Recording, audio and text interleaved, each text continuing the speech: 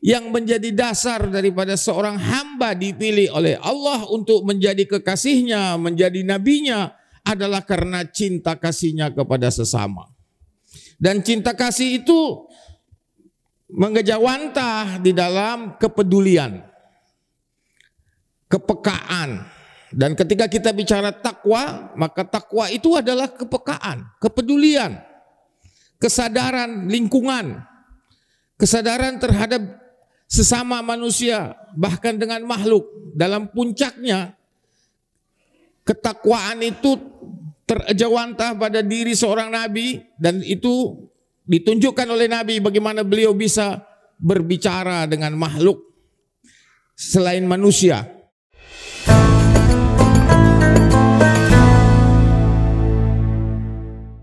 Alhamdulillah. Alhamdulillahilladzi arsala rasulahu bil huda wa dinil haqq liyudhhirahu 'alad dini kullihi wa kafa billahi syahida. Alhamdulillah nahmaduhu wa nasta'inuhu wa nastaghfiruh wa na'udzu billahi min shururi anfusina wa min sayyiati a'malina. May yahdihillahu fala mudilla lahu wa may yudlil fala hadiyalah. Ashhadu an la ilaha illallah wahdahu la syarika lah wa ashhadu anna Muhammadan abduhu wa rasuluhu la nabiyya ba'da. Allahumma salli wa sallim wa barik ala sayyidina wa maulana wa habibina Muhammad wa ala alihi tayyibin tahirin wa ashabihi al-mayamin wa ala man tabi'ahum bi ihsan ila yaumiddin. Ibadallah, usikum wa iyaya bitaqwallah, faqad fazal muttaqun. Qala Allah Ta'ala fil Qur'anil Hakim, Bismillahirrahmanirrahim, ya ayyuhalladzina amanu taqullaha wal tanzur nafsun ma qaddamat ligadin wattaqullaha innallaha khabirun bima ta'malun wa la takunu kalladzina nasullaha fa ansahum anfusahum ulaika humul fasiqun. Sadaqallahul aliyul azim wa sadaqa rasuluhul karim. Para hadirin sidang Jumat yang berbahagia, pertama-tama sekali lagi kita panjatkan puji syukur kehadirat Allah atas segala limpahan nikmatnya kepada kita, terutama nikmat diutusnya Rasulullah dan dijadikannya kita sebagai umatnya, sebagai sebaik-baik umat yang dikeluarkan di antara sekalian manusia. Kepada Allah kita memohon ampun, meminta perlindungan, pertolongan dari segala keburukan diri dan amal-amal kita. Allah mengingatkan kita, barang siapa yang diberi petunjuk oleh Allah, maka tidak akan ada yang bisa menyesatkannya. Dan barang siapa yang dibiarkannya sesat, maka tidak akan ada yang bisa memberinya petunjuk. Kita bersaksi bahwa tiada ilah, tiada Tuhan yang kita sembah, yang kita paling cintai, yang kita utamakan kecuali Allah. Dan kita bersaksi bahwa Sayyidina Muhammad adalah hamba dan utusannya dan tiada lagi nabi sesudahnya. Salawat dan salam kita haturkan kepada junjungan kita Nabi besar Muhammad dan juga atas keluarganya, sahabatnya dan sekalian para pengikutnya yang mengikutinya dengan ihsan hingga akhir zaman. Allah mewasiatkan kepada kita untuk senantiasa bertakwa kepada Allah, dan sesungguhnya hanya orang yang bertakwa sajalah yang akan meraih kemenangan, kesuksesan, kejayaan. Dalam surat Al-Hasyr Allah mengingatkan kita, ya ayyuhalladzina amanu taqullah, wahai orang-orang yang beriman, bertakwalah kepada Allah. Wal tanzur nafsun ma qaddamat ligad, dan hendaknya setiap diri, setiap jiwa memperhatikan apa yang telah ia persiapkan untuk hari esoknya. Wattaqullah, bertakwalah kepada Allah. Innallaha khabirun bima ta'malun, dan sesungguhnya Allah Maha mengetahui apa yang kalian kerjakan. Wala takunu kalladzina nasullah, jangan kalian seperti mereka, orang-orang yang melupakan Allah, yang mengabaikan zikrullah. Fa'ansahum anfusahum ulaika humul fasiqun, maka Allah membuat mereka lupa diri, dan itulah orang-orang yang fasik. yaitu orang-orang yang gagal mencapai tujuan penciptaan dirinya. Para hadirin sidang Jumat yang berbahagia, kita masih berada di bulan Rabiul Awal, bulan kelahiran Nabi.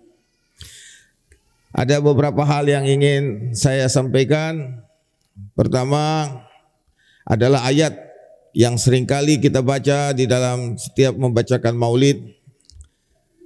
Laqad ja'akum rasulun min anfusikum azizun 'alaihi ma anittum harisun 'alaikum bil mu'minina raufur rahim. Fa in tawallaw faqul hasbiyallahu la ilaha illahu alaihi tawakkaltu wa huwa rabbul arzil azim. Ayat ini menjelaskan kepada kita bahwa telah datang kepada kalian, hai manusia, laqad ja'akum rasulun min anfusikum, seorang rasul min anfusikum, dari diri kalian. Dari diri kalian ada yang membaca min anfasikum, dari yang terbaik di antara kalian. Tapi juga ada yang memaknai min anfusikum, artinya Nabi itu adalah seseorang yang sudah mencapai level tertinggi dalam takwa, dalam tauhid, sehingga beliau itu menjadi satu diri dengan seluruh umat, seluruh manusia. Beliau telah menghayati keesaan Allah, tauhidul wujud atau tauhidun nas, kesatuan manusia, sehingga penderitaan manusia terasa baginya sebagai penderitaan dirinya. Dan itu dijelaskan oleh ayat berikutnya, azizun 'alaihi ma anittum, terasa berat olehnya penderitaan kalian. Harisun 'alaikum, dan sangat berteguh hati, berkeinginan keras untuk menyelamatkan kalian. Bahwa Rasulullah adalah seorang yang telah mencapai tingkatan tauhid yang tertinggi sehingga dia merasakan penderitaan manusia sebagai penderitaannya. Dan bukan hanya sekedar merasakan azizun 'alaihi ma anittum, tapi juga adalah harisun 'alaikum. Dia ingin sekali menyelamatkan kalian. Bil mu'minina raufur rahim, dan adapun terhadap mereka orang-orang yang mengikutinya, yang beriman kepadanya, maka beliau adalah seorang yang sangat pemaaf dan penyayang. Adapun kepada mereka orang-orang yang mengingkari beliau, yang berpaling dari seruan kasih sayang beliau, Allah menyatakan dalam Al-Quran, fa in tawallaw, kalau mereka berpaling, fakul, katakanlah, hasbiyallah, cukuplah Allah, cukuplah bagiku Allah. Allah menjadi saksi bahwa aku telah menyampaikan risalah. Allah menjadi saksi bahwa aku telah menyampaikan kecintaan, kasih sayang Allah kepada kalian, seruan untuk menuju kepada keselamatan. Fa in tawallaw, cukuplah Allah bagiku. La ilaha illahu, tidak ada Tuhan selain Dia, dan kepadanya lah saya berserah diri. La ilaha illahu alaihi tawakkaltu wa huwa rabbul arzil azim, dan dialah Tuhan daripada semesta alam yang azim. Para hadirin sidang Jumat yang berbahagia, ayat ini mengandung makna yang sangat dalam. Pertama, bahwa seorang nabi, seorang rasul, seorang kekasih Allah itu bukan dipilih karena ilmunya atau sekedar ibadahnya, tapi terutama oleh kasih sayangnya, cinta kasihnya kepada sesama. Kalau ibadah, iblis lebih hebat ibadahnya daripada sebagian besar manusia. Soal ilmu, iblis lebih hebat. Dia bicara dengan Tuhan. Dia menyaksikan surga, hidup dalam surga. Menyaksikan malaikat, hidup bersama malaikat. Bahkan jadi gurunya para malaikat. Tetapi itu bukan ukuran.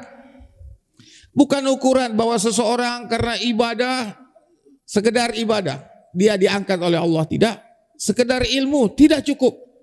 Tapi yang menjadi dasar daripada seorang hamba dipilih oleh Allah untuk menjadi kekasihnya, menjadi nabinya, adalah karena cinta kasihnya kepada sesama.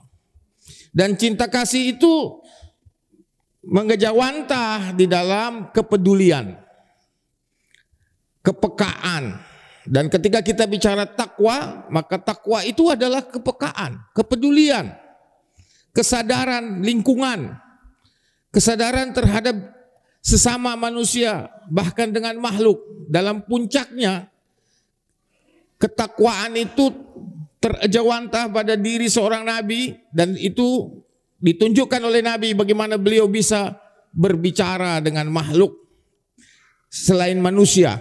Bahkan beliau bisa mendengar keluhan seekor unta. Beliau bisa bahkan berbicara dengan benda mati, yaitu ketika mimbarnya diganti dengan mimbar yang baru, mimbar yang lama itu menangis dan terdengar. Sebagian sahabat mendengarnya dan Rasulullah berdialog dengan kayu yang kalau menurut pandangan kita itu kayu yang sudah mati. Hanya tinggal kayu saja yang sudah tidak tumbuh. Tapi Nabi bisa berbicara dengannya dan berdialog dengannya, menanyakan kenapa kau menangis? Karena merasakan kesedihan akan berpisah dari Rasulullah Sallallahu Alaihi Wasallam. Itu Rasulullah, bahwa ketakwaan beliau itu terwujud di dalam kepedulian, kepekaan, bahkan bisa berbahasa bahkan dengan benda-benda mati sekalipun. Sebagaimana Al-Quran mengatakan bahwa tidak ada sesuatu pun di muka bumi ini kecuali semua bertasbih kepada Allah Subhanahu wa taala. Hanya saja sebagian besar kita tidak mendengar tasbih itu, tidak memahami tasbih itu. Tapi jangan mengukur alam ini dengan ilmu kita, dengan keterbatasan kita. Maka kita harus ingat bahwa di balik ini semua ada banyak rahasia, ada banyak hal-hal yang tidak kita ketahui. Nah, Rasulullah mencontohkan kepada kita bagaimana beliau adalah seorang azizun alaihi ma'anitum. Laqad kana lakum fi Rasulillahi uswatun hasanah. Sungguh telah ada pada diri Rasulullah itu bagi kalian uswatun hasanah, teladan yang baik. Dalam Al-Quran juga disebutkan bahwa innaka la'ala khuluqin azim. Sungguh engkau berada di atas kedudukan kemuliaan akhlak yang agung. Bahwa Rasulullah itu dimuliakan Allah terutama tadi karena cinta. Cinta kasih beliau yang terwujud dalam kepekaan, kepedulian, yang kemudian terwujud dalam bentuk akhlak yang mulia, membalas keburukan dengan kebaikan. Idfa billati hiya ahsan. Nabi tidak pernah menyimpan dendam kepada manusia. Dan Allah menegaskan di dalam Al-Quran bahwa musuh kita itu adalah syaitan, iblis. Manusia bukan musuh kita. Bangsa yang lain, suku yang lain, agama yang lain bukan musuh kita. Tapi musuh kita adalah iblis. Dan dalam ayat yang lain Allah menyebut, dalam ini sering dibaca dalam pembukaan khutbah Nabi, bahwa tidak ada permusuhan fala udwana illa ala zalimin. Tidak ada permusuhan kecuali kepada mereka yang zalim, selama mereka zalim. Tapi kalau mereka taubat, mereka mengajak damai, maka kita diperintahkan bahkan harus lebih dahulu menyambut mereka, mengupayakan perdamaian dengan sesama manusia. Jangan kita menganggap seseorang itu seakan-akan menjadi musuh abadi buat kita. Musuh abadi kita hanya iblis. Tidak ada damai dengan iblis. Kalau ada datang iblis mengajak damai dengan Anda tidak boleh damai. Tapi kalau dengan manusia, kalau dia zalim, sekalipun dia zalim, kalau dia berhenti zalim, dia bertaubat, maka Allah menyambutnya.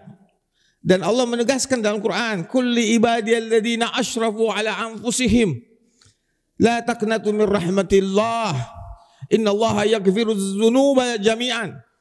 Katakan kepada hamba-hambaku yang telah melampaui batas dalam menzalimi dirinya, jangan kamu putus asa kepada rahmatnya Allah. Dan seorang nabi tidak boleh membuat orang lain putus asa. Kita selalu membuka pintu peluang, pintu taubat kepada hamba-hamba Allah yang tersalah, yang jatuh dalam kekeliruan. Tapi kadang-kadang manusia hanya sering kali mengingat lebih sering mengingat keburukan daripada kebaikan. Sehingga sekali orang berbuat salah, maka dia ingat sepanjang masa. Padahal seharusnya kita bertugas adalah bagaimana mengembalikan manusia itu kepada Allah. Mengembalikan mereka kembali ke jalan Allah. Dan ketika mereka kembali, maka kita hendaknya menyambutnya dengan kegembiraan dan membukakan pintu-pintu rahmat Allah buat mereka. Para hadirin yang diridhai Allah, yang dirahmati Allah Subhanahu wa taala. Ini adalah prinsip penting sekali di dalam hidup kita. Karena seringkali di dalam kenyataan umat Islam sendiri terbelah dalam berbagai golongan yang satu sama lain saling memusuhi. Dan ini adalah suatu penyakit yang bahaya, yang merupakan suatu bencana besar. Karena kemunduran Islam ketika hilangnya persatuan di antara kita, hilangnya persaudaraan di antara kita. Jadi kembali tadi para hadirin, bahwa sekali lagi seseorang nabi diangkat, seorang wali dipilih oleh Allah bukan karena sekedar ibadah, bukan sekedar karena ilmu, tapi terutama karena akhlaknya yang mulia, kasih sayangnya kepada sesama, dan itu disebut takwa. Inna akramakum indallahi atqakum. Bahwa orang yang paling mulia di antara kalian itu adalah yang paling bertakwa. Dan inilah sebenarnya tujuan dari pendidikan kita, yaitu menciptakan insan Indonesia yang beriman dan bertakwa. Hanya masalahnya kita seringkali tidak sadar apa konsep iman, apa konsep takwa. Banyak di antara kita yang merasa sudah beriman, padahal belum tentu. Kalau iman diukur sekedar pengakuan, alangkah mudahnya iman itu. Iblis yang melihat Tuhan, yang melihat surga, tinggal bersama malaikat, berbicara dengan malaikat, melihat neraka. Tapi Allah tidak mengatakan dia beriman. Kalau soal keyakinan akan adanya surga, adanya malaikat, adanya neraka, surga, iblis lebih dari kita. Mungkin kita bisa mengatakan dia sudah sampai kepada tingkat keyakinan yang paripurna. Dari kalau kita mengenali tingkat iman itu, yakin itu ada ilmu yakin, ada ainul yakin, ada hakul yakin, ada kamalul yakin. Ilmu yakin, ilmu iblis lebih daripada ilmu. Dia sudah ainul yakin. Bukan hanya ainul melihat, hakul yakin, berbicara, merasakan sendiri surga. Berbicara langsung dengan Tuhan. Tapi Allah mengatakan dia kafir. Bukan baru kafirnya. Allah mengatakan wa kana minal kafirin. Dia dari dulu kafir. Bahwa di balik semua penghambaan dia, di balik semua ibadah dia menyimpan kekufuran di dalam dirinya. Kita harus belajar tentang kafir. Kenapa cerita pertama di dalam Al-Quran itu tentang iblis? Itu adalah pelajaran penting bagi kita. Karena Nabi sudah mengatakan bahwa syaitan itu mengalir dalam darah kita. Dia mendampingi kita. Kalau kita tidak mengenalinya dengan baik, maka boleh jadi kita telah menjadi iblis tanpa menyadari, tanpa sadar. Sebagaimana juga Allah berbicara banyak tentang Bani Israel, tentang Yahudi, tentang perilaku mereka yang negatif. Sebenarnya itu bukan untuk menjelekkan mereka, tapi itu sebagai cermin buat kita. Jangan sampai perilaku mereka, perbuatan mereka yang buruk, yang dijadikan pelajaran buat kita, itu kita anut, kita ikuti, kita jadikan contoh tanpa kita sadari. Kalau kita baca tentang Yahudi, Nasrani, maka Nabi mengingatkan kita bahwa akan datang suatu masa kalian akan mengikuti mereka. Mengikuti tradisi mereka, kebiasaan mereka, budaya mereka. Sehingga ketika mereka masuk ke lubang biawak, kalian pun ikut masuk ke lubang biawak. Maka diceritakan kepada kita bagaimana perilaku mereka satu sama lain. Antara lain, misalnya orang Yahudi mengatakan kepada Nasrani, kamu gak ada apa-apanya, kamu salah, kamu pasti masuk neraka. Orang Nasrani juga ngomong begitu ke Yahudi. Mereka mengklaim sebagai kekasih Tuhan. Tetapi apa yang terjadi? Penyakit ini juga menimpa kaum muslimin, di mana satu mazhab merasa lebih benar dari mazhab lain, mengkafirkan mazhab lain, mengklaim surga buat dirinya.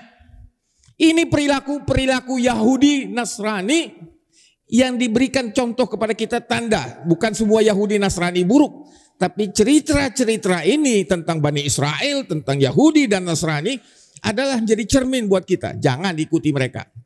Al-Quran juga mengatakan di antara mereka ada yang baik.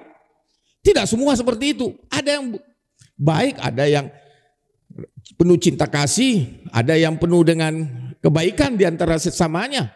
Tetapi kita melihat ada contoh yang buruk, dan contoh yang buruk ini adalah bukan untuk menjelekkan mereka, tetapi sebenarnya menjadi cermin buat kita. Apakah kita akan mengikuti mereka? Mencontoh perilaku iblis. Di antara ucapan iblis yang terkenal, ana khairun minhu, saya lebih baik dari dia. Menganggap diri suci, menganggap diri lebih baik dari orang lain. Sehingga akibatnya apa yang terjadi? Kita terpecah belah satu sama lain dan muncullah penyakit yang paling bahaya, yaitu sombong. Sombong itu apa? Merendahkan orang lain dan menolak kebenaran. Kita jadi sulit untuk belajar dari orang lain.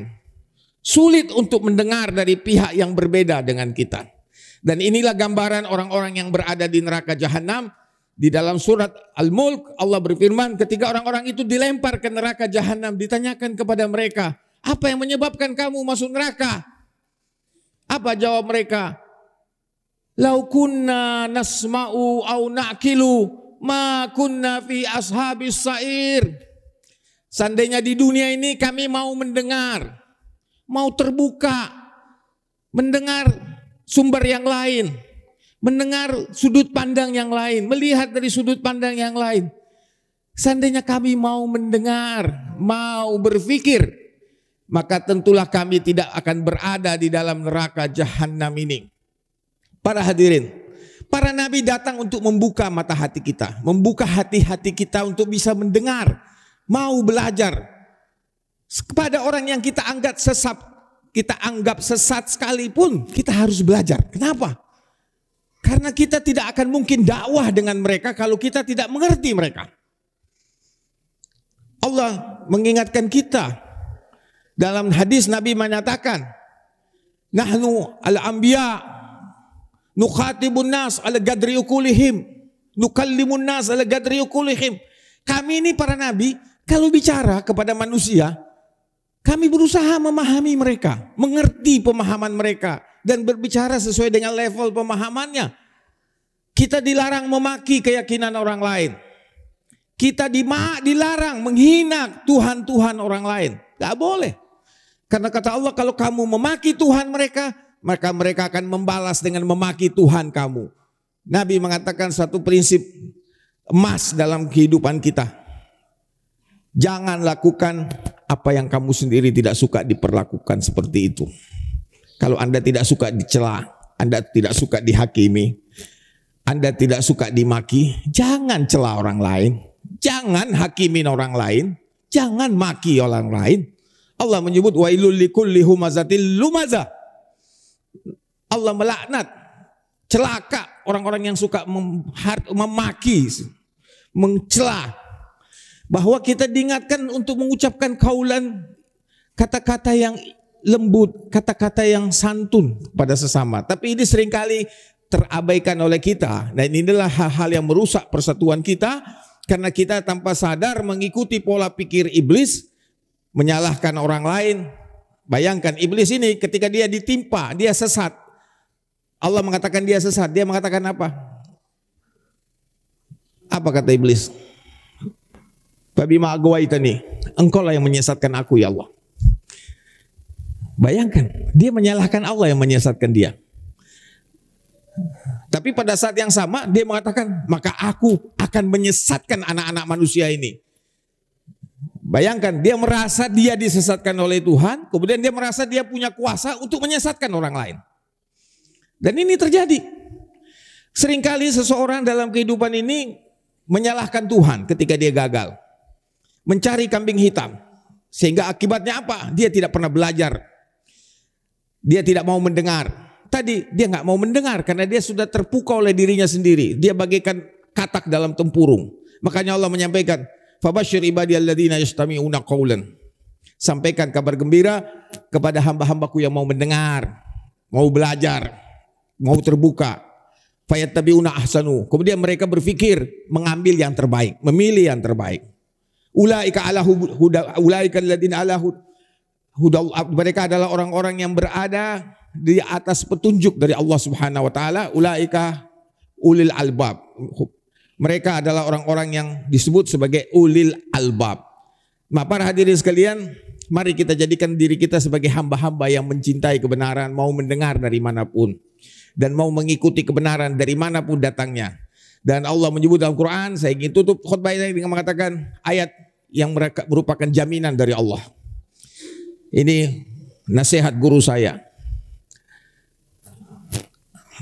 Beliau tulis dalam bentuk kata-kata yang indah, tulis dalam tulisan yang indah, ditulis dalam satu lembaran, diberikan kepada saya untuk saya bawa selalu di dompet saya. Tulisannya sederhana. Walladzina jahadu fina lanahdiyannahum subulana. Siapa saja yang bersungguh-sungguh mencari Allah, maka Allah pasti akan menunjukkan jalan-jalannya. Kalau Anda betul-betul mencari Allah dalam hidup ini, yakinlah Allah pasti akan menunjuki jalannya kepada Anda. Caranya jangan menyekutukan Allah dengan siapapun. Cari Allah semata, bukan selainnya, bukan surganya, bukan siapa-siapa. Hanya Allah yang kita cari. Walladzina jahadu fina lanahdiyannahum subulana. Barakallahu li wa lakum fil Qur'anil azim. Wa nafa'na wa iyyakum bima fihi wa dzikril hakim. Wa taqabbal minna wa minkum tilawatahu innahu huwas samiul alim. Aqulu qawli hadza astaghfirullahal azim li wa lakum wa lisairil muslimina wal muslimat wal mu'minina wal mu'minat al ahya'i minhum wal amwat fastaghfiru innahu huwal ghafurur rahim.